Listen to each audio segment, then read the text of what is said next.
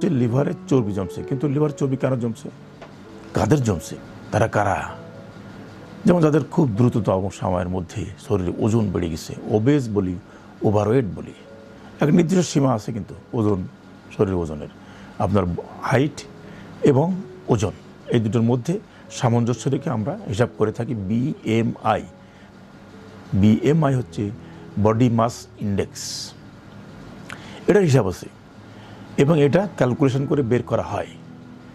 এই হিসাবের মধ্যে যখন কারোর ওজন বাড়তে থাকে এবং সেটাও একটা হিসাব আছে কতটুকু বাড়লো, কী পরিমাণ বাড়লো, সেই হিসাবটা করে আমরা বলি যে লোকটা ওজন বাড়তেছে। আর এই ওজন বাড়ার লোকেরই সাধারণত লিভারের চর্বি জমতে থাকে। আর কাদের হয়?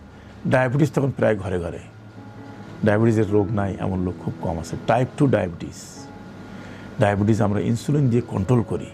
যদি আপনি ডায়াবেটিসকে কন্ট্রোল না করেন তাহলে কিন্তু আপনার লিভার সেলের মধ্যে চর্বি জমতে থাকবে।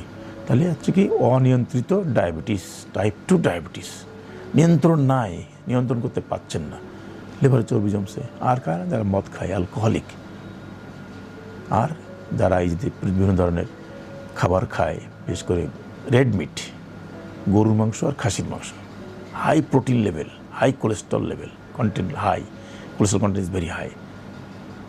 আর যারা অলস জীবনযাপন করে, সারাক্ষণ ঘরের মধ্যে শুয়ে বসে সময় কাটায়, কাজ করে না, আর যারা এইসব ভাজি ভোজা জিনিস খায়, তারপর এই যে বিভিন্ন ধরনের খাবার, প্রসেস ফুড বলি আমরা, প্রসেস ফুড যেমন হচ্ছে হটডগ, তারপরে হচ্ছে বিভিন্ন মাংস প্রক্রিয়াজাত করে বিভিন্ন রকম খাবার তৈরি করা হয়, মুখরোচক খাবার তৈরি করা হয়, ফ্রিজের মধ্যে আটকে রাখা হয়, তারপর ভেজে খাওয়া হয়, এই প্রসেস মিট বলে আমরা, প্রক্রিয়াজাত মাংস, এটাও কিন্তু খাবার। এই খাবারটাও কিন্তু আমরা চর্বি জমাতে সাহায্য করে।